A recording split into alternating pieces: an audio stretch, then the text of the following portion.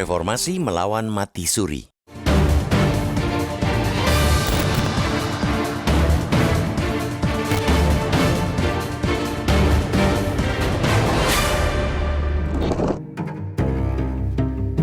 Reformasi Indonesia bukanlah epos, apalagi dongeng romantisme masa lalu. Ia merupakan fakta sejarah yang tulen tentang perlawanan terhadap tirani. Pada 1998, masyarakat yang dimotori kelompok mahasiswa turun ke jalan menjatuhkan Presiden Soeharto dari tampuk kekuasaan. Pak Harto dilengserkan bersamaan dengan kekuasaan Orde Baru yang dianggap otoriter dan dinilai membawa Indonesia pada perangkap korupsi, kolusi, dan nepotisme KKN.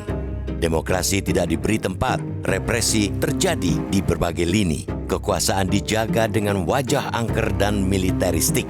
Ketika kekuasaan Orde Baru runtuh, rezim selanjutnya berusaha membangun kembali kepingan-kepingan bangunan besar bernama Indonesia itu. Dui fungsi ABRI dipreteli, militer kembali ke tugas utama menjaga kedaulatan negara dan Polri ditempatkan sebagai institusi berwajah sipil. Untuk memberantas praktek rasuah yang menggurita, Komisi Pemberantasan Korupsi (KPK) dibentuk dan Kejaksaan Agung diperlengkapi agar semakin garang melawan kejahatan keuangan. Kekuasaan kehakiman, dalam hal ini Mahkamah Agung, dibuat bebas dan terpisah dari kekuasaan eksekutif. Kini, reformasi sudah berusia 27 tahun. Ibarat manusia, ia sudah bukan lagi remaja, apalagi kanak-kanak, melainkan telah menjelma orang dewasa. Pada usia yang terbilang matang, kita seharusnya melihat bekerjanya demokrasi yang substansial. Hukum menganut prinsip imparsial dan ekonomi tumbuh pesat.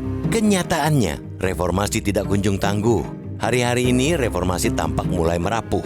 Ia justru terombang-ambing di antara kepentingan elit, digenggam oleh kekuasaan yang elit dan perlahan menjadi menjauh dari cita-cita awalnya.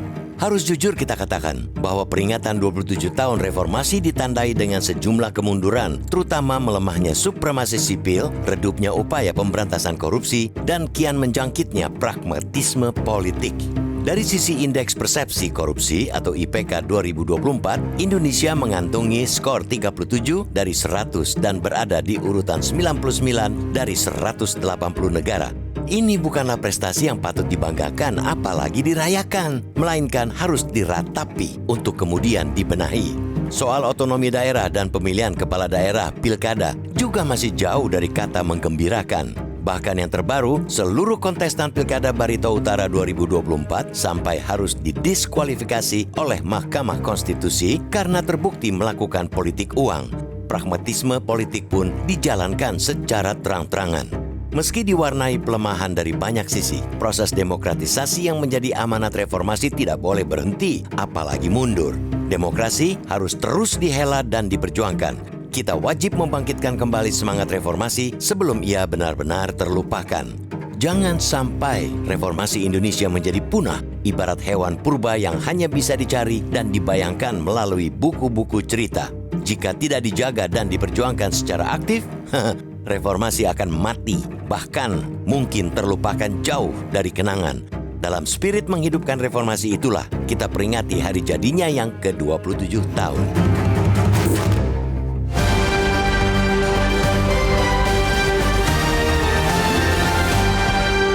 Jelajahi cara baru mendapatkan informasi. Download Metro TV Extend sekarang.